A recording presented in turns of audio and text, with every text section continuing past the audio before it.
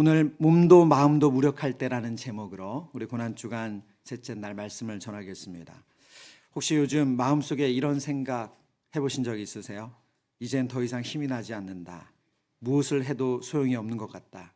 그냥 누워만 있고 싶다. 요즘이 아니라 항상 그러셨나요? 네, 새벽이어서 조크를 해봤습니다. 우리는 인생을 살다 보면 몸도 마음도 무너져 내리는 순간들을 맞이하게 됩니다. 질병이나 사고로 인해서 육신의 힘이 빠져나갈 때가 있고요. 갑작스러운 상실이나 감정의 충격으로 가라앉을 때도 있습니다.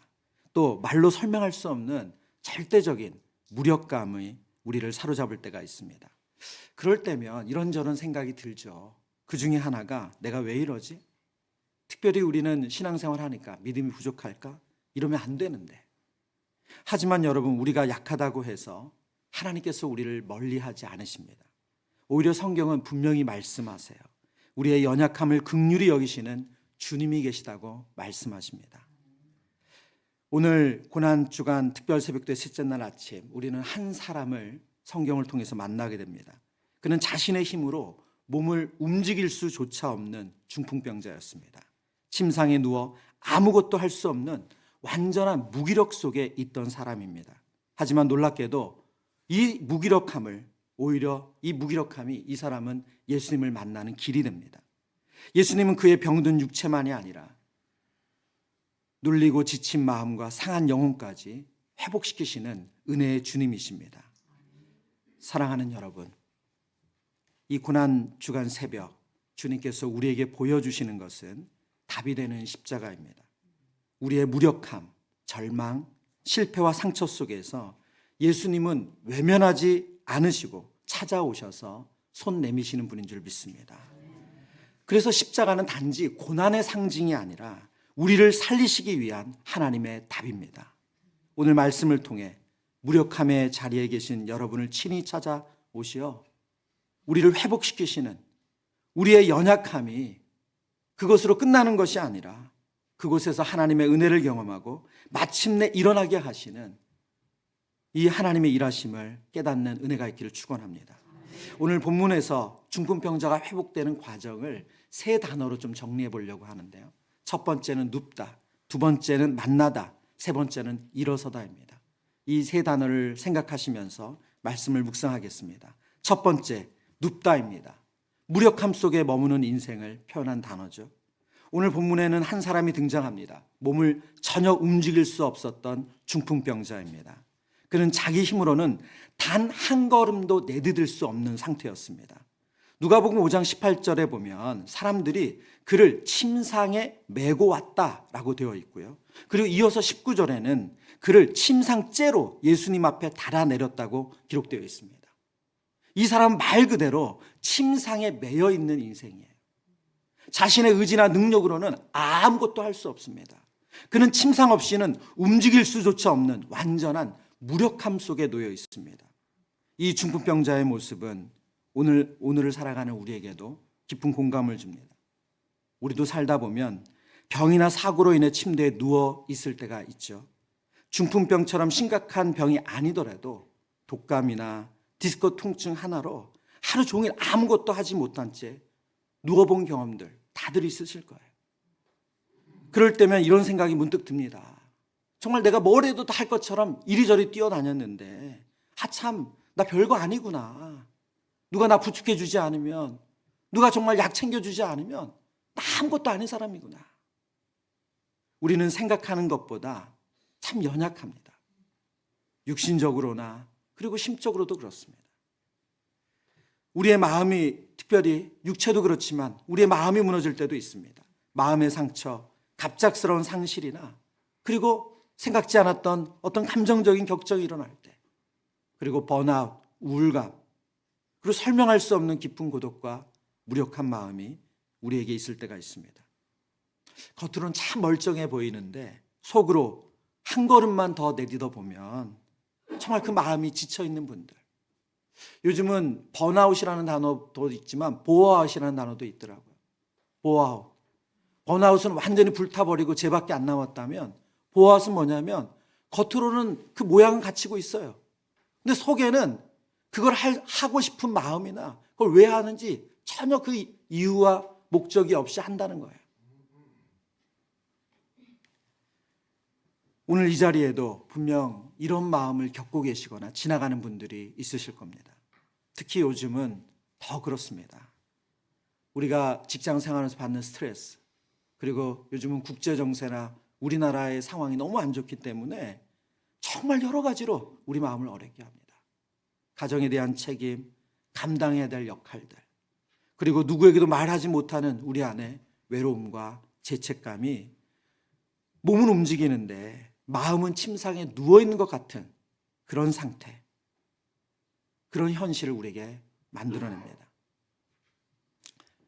우리 사랑하는 성도님들 가운데 혹 그런 절대적인 무력감 속에 계신 분이 있다면 오늘 하나님께서 말씀하시는 이 말씀이 저와 여러분에게 주시는 참 회복의 은혜가 있기를 축원합니다. 우리 주님은 연약함 속에 있는 자들을 외면하지 않으세요. 오히려 그 연약함 자리로 찾아오십니다. 그리고 그 자리에서 우리를 회복시키십니다. 오늘 본문의 중풍병자는 자기 힘으로 예수님께 올 수가 없었어요. 그런데 놀랍게도 그에게는 그를 데려다 친구가 있었습니다. 오늘 누가복음에는 이 친구들에 대해서 사람들이라고 표현했지만 병행 구절인 마가복음에 보면 마가복음 2장 3절에 네 사람이라고 표현하고 있어요. 여러분 좀 잠시 생각해 볼까요? 우리가 잘 알고 있는 지인이 수년째, 10수년째 중풍병에 걸려서 우리로 말하면 뇌졸중이잖아요. 그렇죠? 말도 안 나오고 몸도 가누지 못하는 거죠. 그 사람을 침상에 누워서 네 사람이 하나씩 잡고 집에서부터 예수님이 계신 데까지 그를 데리고 오는 거예요. 이 친구들에게 믿음이 있었습니다. 예수님께로 데려가기만 하면 분명 예수님이 고치신다. 그 믿음 하나로 포기하지 않고 이 병든 친구를 데려왔어요. 하지만 집 앞에 도착했을 때 이미 사람들이 가득 차서 이 무거운 침상을 들고 뚫고 지나갈 수가 없어요. 그런데 여기서 포기하지 않았죠. 그들은 사람들이 생각하는 그 상식을 깨고 그 지붕 위로 올라갑니다. 그리고 당시의 지붕은 이 흙과 여러 가지 이제 나무들로 만들어 있는 지붕이기 때문에 그것을 뜯어냈어요.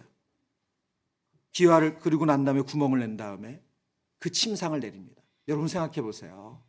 침상이 내려갈 만큼 지붕을 뚫으면 얼마나 많이 뜯은 거예요. 예배 중에 천장이 뚫리고 침대가 내려온다면 얼마나 소란스럽고 당황스럽겠습니까? 하지만 그 누구도 막을 수가 없었어요. 그만큼 이 친구들의 믿음과 사랑이 그리고 간절함이 컸습니다.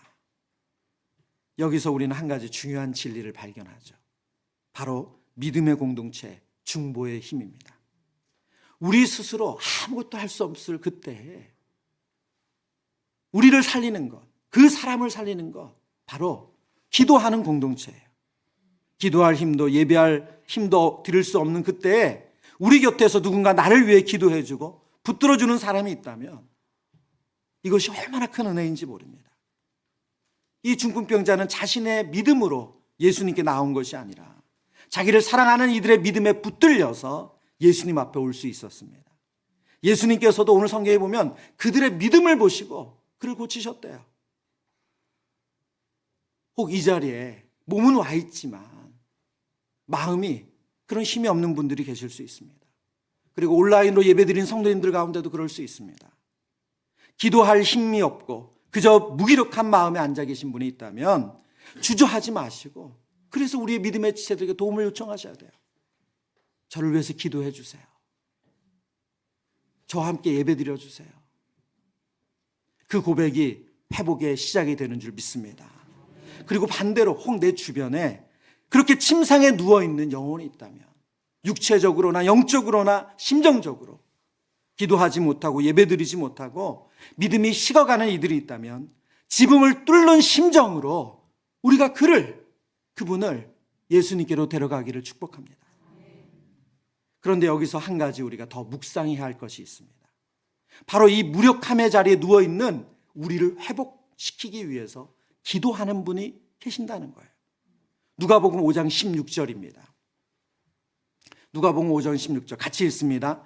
예수는 물러가사 한적한 곳에서 기도하시니라. 아멘. 오늘 본문의 사건이 일어나기 바로 직전 구절입니다.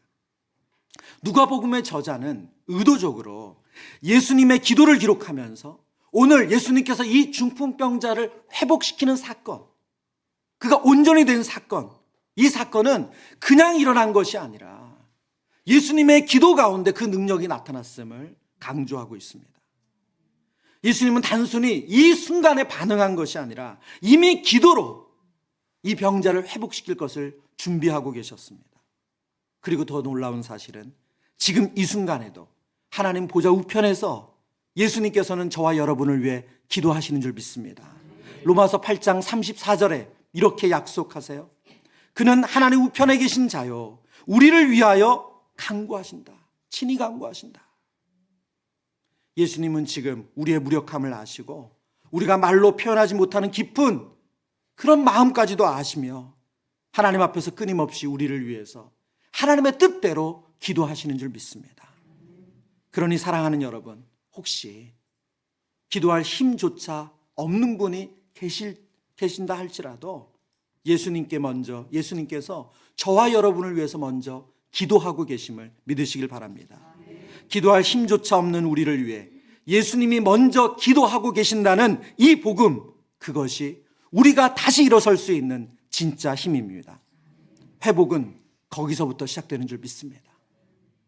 여러분이 나아갈 힘이 없을 때, 여러분이 기도할 힘이 없을 때, 여러분이 일어설 힘이 없을 때 여러분을 위해 기도하고 여러분을 세워주기 위해 준비하고 계시는 예수님이 있다는 것을 기억하시길 바랍니다. 두 번째 동사는 만나다입니다. 예수님께서 다가오십니다. 이제 마침내 중풍병자가 예수님 앞에까지 내려오게 됐습니다. 지붕을 뚫고 침상을 달아내리는 모든 과정을 숨죽여서 지켜보던 사람들은 과연 예수님이 어떤 반응을 보이실까? 예수님이 어떤 말씀을 하실까? 기다리고 있었을 겁니다. 이제 곧 일어나게 하시겠지? 놀라운 기적이 바로 앞에서 일어나겠지? 모두 그렇게 기대하고 있었을 거예요. 그리고 메고 온 친구들 역시 지붕 위에서 숨을 죽인 채 예수님께서 이 침상에 내려진 그 친구를 향해서 일어나 걸어라, 그 말을 하시기를 얼마나 기다리고 있었겠어요. 근데 놀랍게도 오늘 본문을 보면 예수님께서 이 침상에 누인 병자를 향해서 하신 말씀은 일어나 걸어라가 아니었어요. 누가복음 5장 20절입니다. 이 사람아, 내 죄사함을 받았느니라. 이 사람아, 내 죄사함을 받았느니라. 모두가 순간 당황했을 것입니다. 이 4명의 친구들은 속으로 생각했을 거예요. 예수님, 우리 친구에게 지금 가장 시급하고 가장 중요한 것은 걷는 겁니다. 병에서 낫는 겁니다. 중풍병자 본인은 어땠을까요? 그도 말하지 못하고 제대로 표현할 수는 없었지만 친구들이 자신을 침상에 들어서 예수님 앞까지 내려놨을 때 그의 마음에도 그런 기대가 있지 않았을까요? 그러나 예수님께서 내 죄사함을 받았느니라 하는 말씀이 떨어질 때 저는 이 중풍병자가 꼭 예수님의 발 앞에서 눈물을 흘렸던 그 죄 많은 여인처럼 다른 사람은 다 몰라도 이 중풍병자는 깨달았을 거예요. 예수님은 자신의 가장 심각한 문제, 가장 본질적인 문제를 먼저 다루신다는 것을. 예수님은 겉으로 드러난 문제보다 더 깊은 본질을 보시는 분입니다. 예수님께서 이 사람에게 먼저 죄사함을 선포한 데는 분명한 이유가 있습니다. 중풍병이 그의 눈앞에 고통이었지만 주님의 눈에는 하나님과의 단절, 그 죄에 묶인 4명이 가장 중요하고 시급한 문제였기 때문입니다. 그래서 주님은 겉의 병보다 속의 병을 먼저 고치십니다. 예수님은 말 한마디 없는 그 병자 안에 감추어진 죄책감, 정죄감, 두려움, 그 고립을 보셨고 그 영혼의 깊은 곳을 회복시켜 주십니다. 누구도 그것을 먼저 보여주지 않았지만 예수님은 그것을 먼저 보시고 그를 만나 주셨어요. 예수님은 단지 병자를 맞이하신 것이 아닙니다. 그 영혼이 말하지 못하는 문제까지 먼저 건드리시며 다가오신 것입니다. 그래서 이 병자와 친구들이 예수님께 다가온 것 같지만 예수님은 기도로 준비하고 계셨고 그에게 다가가셨어요. 오늘 이 시간 우리에게도 그러신 줄 믿습니다. 우리의 많은 기도는 표면적이에요. 내일의 문제, 내일 모레의 문제, 그리고 1년 후의 문제. 그러나 우리 주님은 우리의 영혼을 진짜로 갉아먹는, 우리의 하루를 기쁨과 감사로 살아내지 못하게 하는, 우리의 영혼의 평안을 사라지게 하는, 누구에게도 말하지 못하는 우리의 가장 깊은 문제, 그 본질을 보시고 회복시키시는 줄 믿습니다. 죄사함은 단순한 위로나 격려가 아닙니다. 죄사함은 인간이 할 수 없는 오직 하나님만이 할 수 있는 일입니다. 이사야 43장 25절에 그래서 하나님 이렇게 말씀하세요. 나 곧 나는 나를 위하여 내 허물을 도말하는 자니 내 죄를 기억하지 아니하리라. 내 죄를 기억하지 아니하리라. 그런데 지금 예수님께서 그 모든 사람들 앞에서 이 중풍병자의 죄사함을 선포하셨어요. 이것은 예수님께서 하나님의 권세를 가지시고 자기 자신 안에 두고 계심을 보여주시는 장면입니다. 이 말을 들었던 당시 바리새인들과 종교 지도자들은 놀랄 수밖에 없죠. 그래서 그들 속으로 이런 생각을 했어요. 이 신성모독을 하는 자가 누구냐? 하나님 외에 누가 능히 죄를 사하겠느냐? 그들의 이런 반응은 너무나도 자연스럽습니다. 왜요? 하나님만이 죄사함의 권세가 있으시기 때문에. 그러나 그들이 몰랐던 것은 무엇입니까? 바로 예수 그리스도께서 그 하나님의 아들이시라는 거예요. 바로 하나님이시라는 거예요. 예수님은 그들의 마음속 생각까지 아시고 한 걸음 더 나아가 그들에게 이러한 권세가 있으심을 보여주세요. 23절, 24절의 말씀입니다. 같이 읽겠습니다. 내 죄사함을 받았느니라 하는 말과 일어나 걸어가라 하는 말 중에 어느 것이 쉽겠느냐. 그러나 인자가 땅에서 죄를 사하는 권세가 있는 줄을 너희로 알게 하려 하노라 하시고 중풍병자에게 말씀하시되 내가 내게 이르노니 일어나 내 침상을 가지고 집으로 가라 하시네. 아멘. 여러분, 죄 사함을 받았다 하는 말은 겉으로 확인할 수 없어요. 그 죄가 용서받았는지 그대로 남아있는지. 하지만 일어나 걸어라 하는 말은 즉각 눈으로 확인 가능한 기적이죠. 그래서 예수님은 눈에 보이는 기적을 통해서 보이지 않는 죄사함의 권세가 실제임을 증명해 주시는 거예요. 눈앞의 병을 고치심으로 그보다 더 깊은 내면의 병, 죄의 문제까지 다스릴 수 있는 권세가 있는 분임을 드러내시는 겁니다. 예수님은 우리의 겉과 속 문제 모두를 다루시는 분이십니다. 앞서 말씀드린 것처럼 우리가 주님 앞에 기도할 때 우리는 표면적인 기도 제목을 할 때가 많지만 우리 주님은 우리의 더 깊은 문제를 반드시 해결해 주십니다. 혹 이 새벽에 기도하러 나오실 때 오늘 한 주간 기도하면서 하나님 이 문제가 제게 가장 시급합니다 라고 기도하시는 제목이 있지만 그 뒤에 감춰진 우리의 교만함, 우리의 미움, 우리의 두려움, 오래된 상처를 하나님께서 만지시는 은혜를 경험하시길 바랍니다. 세 번째입니다. 세 번째로 넘어가기 전에 한 가지를 더 나누길 원하는데요. 사실 이 본문은 몇 주 전에 마가복음 2장 1절에서 12절 이 병행 구절인 이 본문을 가지고 금요기도 때 말씀을 전했습니다. 제가 그 마가복음을 묵상하면서 팀 켈러 목사님의 책의 내용을 잠깐 인용했었어요. 이 본문을 해석하면서 팀 켈러 목사님이 어떤 해석을 했냐면 예수님의 은혜는 공격적이라는 거예요. 예수님의 은혜는 공격적이다. 무슨 말입니까? 예수님은 우리가 구하지 않았는데도, 우리가 바라지 않았는데도 더 깊고 더 본질적인 은혜를 우리에게 먼저 부어주시는 분이라는 뜻이에요. 이 사람은 표면적인 건강만 낫기를 원했어요. 그러나 예수님의 은혜는 공격적이어서 중풍병 하나가 아니라 그의 영혼을 책임지는, 그의 영혼의 질병을 해결해주는 더 공격적인 은혜를 베푸셨다는 거예요.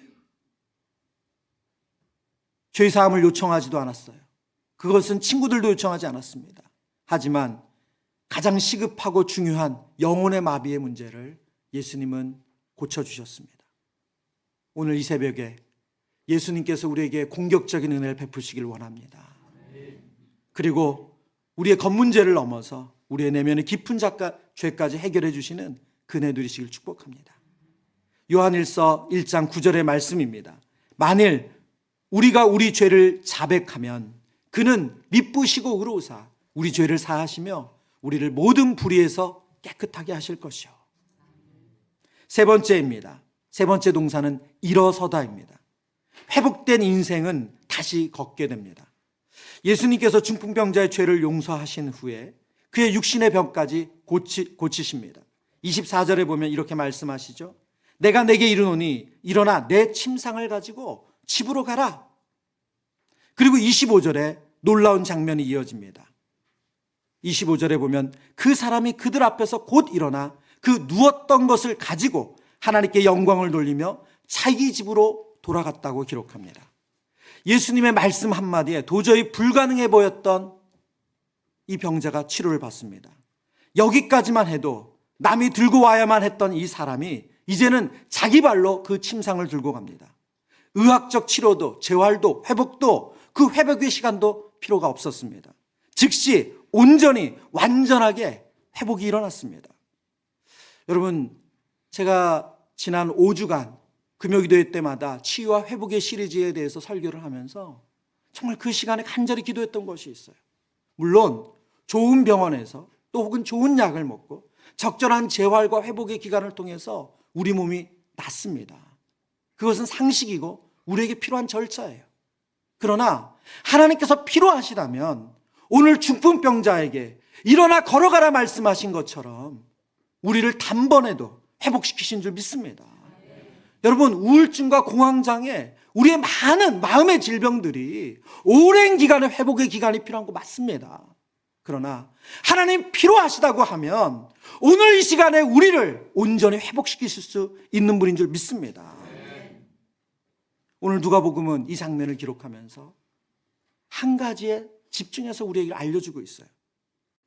그 누웠던 것을 가지고 침상에 매였던 이 인생이 그 침상을 들고 걸어가요. 다른 복음서와 다르게 누가복음은 의도적으로 그 누웠던 것을 가지고 일어나간대요. 그의 절망, 그의 무너짐, 그의 실패의 상징인 이 침상. 어떻게 보면 그가 뇌졸중이 시작한 이후부터 수년인지 수십 년인지 알 수 없는 그 기간, 지긋지긋한 그 침상. 근데 이 사람이 그 침상을 가지고, 그 누웠던 것을 가지고 일어나 걸어갑니다. 그의 절망과 실패의 상징이 이제는 승리의 상징이 되었어요. 회복의 상징이 되었어요. 은혜의 상징이 되었어요. 그리고 중풍병자는 일어나자마자 무엇을 했습니까? 하나님께 영광을 돌리며 집으로 돌아갔다고 말합니다. 정말 그는 걸음마다 하나님 감사합니다, 할렐루야 하지 않았겠어요? 이 본문을 연구해 보면 이 중풍병자는 단 한마디의 말도 그가 회복되기 전까지 나오지 않아요. 아마도 그는 이 중풍병에 걸리면서 말도 제대로 할 수 없었던 그런 언어장애를 겪었던 것 같아요. 그런데 그가 하나님께 영광을 돌리며 그 장면을 지켜본 사람들은 어떤 반응을 보였습니까? 26절입니다. 모든 사람이 놀라 하나님께 영광을 돌리며 심히 두려워하여 이르되 오늘 우리가 놀라운 일을 보았다. 여기서 말하는 두려움은 공포가 아니죠. 거룩하신 하나님에 대해서 느끼는 경외감입니다. 말로 표현할 수 없는 영적인 떨림이고 감탄이에요. 오늘 이 자리에 만약 중풍병과 같은 중병에 걸린 우리 사랑하는 성도가 이 자리에서 일어나 걸어가는 말씀에 그의 영혼이 살아났다고 한다면 우리 모두가 느꼈을 그런 경외감입니다. 예수님께서 이 중풍병자를 회복시킨 것은 단지 한 사람의 병을 고치는 것으로 끝나지 않았습니다. 그를 통해 많은 사람이 하나님께 영광을 돌리게 하셨고 그 자리에서 예배가 회복되었습니다. 결국 이 사건의 목적은 하나님께 영광을 돌리는 것이에요. 예수님께서 그를 고치시고 죄를 사하시고 일으키신 이유는 단지 이 사람이 불쌍해서뿐만이 아니라 그를 통해 하나님의 영광이 드러나시게 하기 위함임을 보여줍니다. 여러분, 우리의 삶도 마찬가지입니다. 주님께서 우리의 문제를 해결하시고 질병을 고치시고 가정을 회복시키시고 자녀를 이끄시고 마음을 만지시는 이유는 그 모든 은혜의 목적은 단 하나, 하나님께 영광인 줄 믿습니다. 우리의 삶에 하나님께서 주신 그 크신 은혜, 저와 여러분에게 그런 하나님 만지시는 은혜가 있다면 그 은혜를 온전히 하나님께 영광으로 올려드리길 축복합니다. 근데 성경을 보면 안타깝게도 이런 은혜를 경험했음에도 불구하고 그 영광을 하나님께 온전히 돌려보내지 못하는 그런 사람들의 이야기도 기록하고 있어요. 누가복음 17장에 보면 열병의 나병 환자가 정말 불치의 병에서 치료함을 받았어요. 그러나 그들 중에 단 한 사람만 예수님께 가서 엎드려 감사를 표현합니다. 하나님께 영광을 돌려요. 예수님께서 그에게 뭐라고 물으세요? 그 아홉은 어디 있느냐? 그 아홉은 어디 있느냐? 사랑하는 성도님, 우리는 하나님 앞에서 어떤 사람이어야겠습니까? 고침을 받고 잊어버리는 아홉입니까? 아니면 은혜를 기억하며 하나님께 돌아와 찬양하는 그 한 사람입니까? 우리는 반드시 하나님께 영광을 돌리는 인생으로 서야 하는 줄 믿습니다.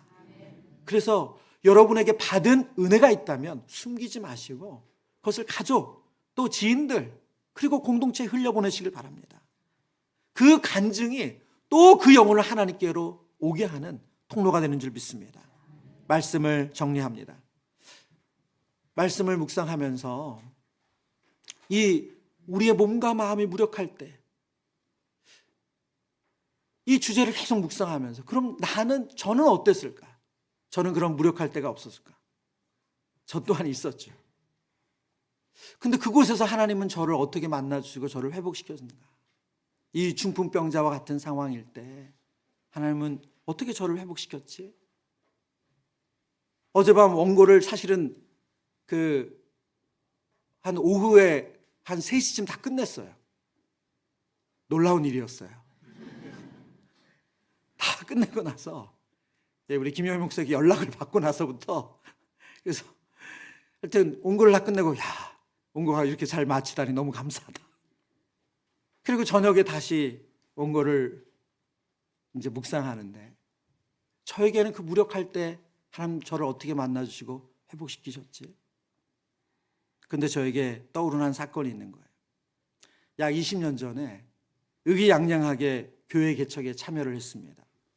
기대와 달리 너무나도 힘든 시간을 보냈어요. 그리고 제가 섬기던 교회에서 나올 수 있는 돌파구가 제가 미국으로 기독교 교육을 공부하겠다는 유학을 가는 거였습니다. 근데 마지막에 비자가 나오지 않아서 다시 주저앉게 됐고, 그래서 그 교회에서 사역하는 하루하루가 버티는 시간이었어요. 너무나도 의미 있게 활기차게 했던 사역들이 이제는 그 하나하나가 견디는 사역이 된 거예요. 그 시기에 새벽기도 가기 전까지 제가 아직도 기억나요. 사역은 하긴 해야 되겠는데 근데 그게 막 할 마음은 나지 않고, 그러니 그냥 시간을 자꾸 때우게 되고, 그러면서 자꾸 제 생각을 너무 이 힘든 마음을 지우고 싶으니까 그냥 의미 없이 계속 텔레비전 봤던 것 같아요. 그 중에 하나가 당시 미국 드라마가 유행하는 게 있었는데 그냥 그걸 보는 거예요. 근데 보다 보면 언제까지 갔냐? 새벽기도 가기 전까지 보고 있어요. 사람이 무너지니까 그럴 수 있더라고요. 근데 그러던 어느 날 새벽기도를 마치고 방에 앉아서 그냥 성경을 읽었어요. 평소 하던 대로. 근데 갑자기 눈물이 흐르기 시작하는 거예요. 지금은 그 구절이 어느 구절인지 생각도 안 납니다. 말씀을 읽는 중에 갑자기 눈물이 계속 쏟아지는 거예요. 제 안에 하나님께서 저의 가장 깊은 절망 중에, 마음 실망 중에 제가 실망하고 있는 대상을 떠오르게 하시더라고요. 유학이 막히고 길이 열리지 않았던 그 현실 앞에서 제가 누구에게도 말하지 않았던, 속으로 원망하고 있던 대상이 있었어요. 바로 저희 부모님이었어요. 부모님이 좀 더 여유가 있었다면 내가 이렇게까지 어려움 겪지 않았을 텐데. 근데 제가 항상 착한 아들이거든요. 좋은 아들이거든요. 한 번도 싫어요, 아니요, 안 할래요 거의 잃어본 적이 없어요. 그래서 저희 부모님이 입에 달고 살았던 칭찬이 너 같으면 열을 키우겠다. 제가 그런 아들입니다. 그런데 그 실패 앞에, 그 절망감 앞에 제 안에 그런 원망이 깊게 있었던 거예요. 아마 온라인으로 이 설교를 들으신 부모님 깜짝 놀라실 거예요. 그런데 하나님이 그때 저를 회복시키시더라고요. 저를 치유하시더라고요. 여러분, 그 시간에 제가 무슨 치유 집회 갔습니까? 제가 대단한 치유 세미나 들었나요? 아니요. 새벽 기도 가기 전까지 드라마 보다가 저에게 주어진 일 하고 아침밥 먹고 성경 펼쳐들고 가만히 앉아있는 그 시간에, 그 무력한 그 시간에 저를 찾아오셨어요. 훈아, 내가 너무 알아. 네가 그 원망하는 대상, 진짜 원망의 대상이 아닌 것도 알아. 너 핑계를 찾고 있는 거잖아. 중풍병자는 한마디 말도 못하고 침상에 누워 있었어요. 자기 힘으로는 아무것도 할 수 없는 상태였지만 주님은 그를 결코 외면하지 않으셨습니다. 그리고 그의 가장 깊은 죄부터 만지시고 육신도 온전히 회복시키셨어요. 그리고 그 일을 통해 많은 사람들이 하나님께 영광을 돌리는 자리로 나오게 하셨습니다. 오늘 우리도 다르지 않습니다. 몸도 마음도 무너진 그 자리, 주님의 은혜를 가장 깊이 경험하는 자리가 되는 줄 믿습니다. 사도 바울의 고백처럼 내가 약할 그때 곧 강함이라. 고린도후서 1장 12장 10절에 내가 약할 그때가 곧 강함이라. 우리의 무력함이 끝이 아니라 하나님의 능력이 되는 시작점인 줄 믿습니다. 혹 지금 마음이 깨어진 침상 위에 누워있는 것 같은 상황 속에 계신 분들이 계십니까? 낙심하지 마시길 바랍니다. 주님은 때를 따라 우리를 일으키시고 새 힘을 부어주시는 줄 믿습니다. 어떤 상황 속에서도 예수의 이름에는 능력이 있는 줄 믿습니다. 오늘 그 이름을 붙드는 시간 되길 바랍니다. 무너진 마음 위에, 지친 몸 위에, 절망 위에 예수님의 이름을 부르는 복된 시간 되시길 바랍니다. 그리고 주님께서 우리를 향해서 말씀하십니다. 일어나라. 일어나 걸어가라. 그리고 반드시 우리의 삶이 하나님께 영광이 돌리는 이야기로 완성시켜 주실 줄을 믿습니다.